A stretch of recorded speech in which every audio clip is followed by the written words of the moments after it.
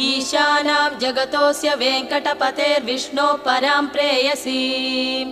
तद्वक्षस्थलनित्यवासरसिकां तच्छान्तिसंवर्धिनीं पद्मालङ्कृतपाणिपल्लवयुगां पद्मासनस्तां श्रियम् वात्सल्यादिगुणोज्ज्वलां भगवतीं वन्दे जगन्मातरम्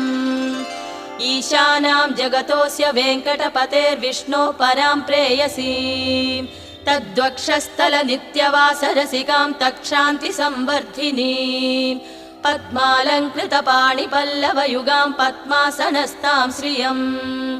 वात्सल्यादिगुणोज्ज्वलां भगवतीं वन्दे जगन्मातरम् श्रीमन्कृपाजलनिधे कृत सर्वलोक सर्वज्ञ शक्तनतवत्सल सर्वशेषिन् स्वामिन् सुशील सुलभाश्रितपा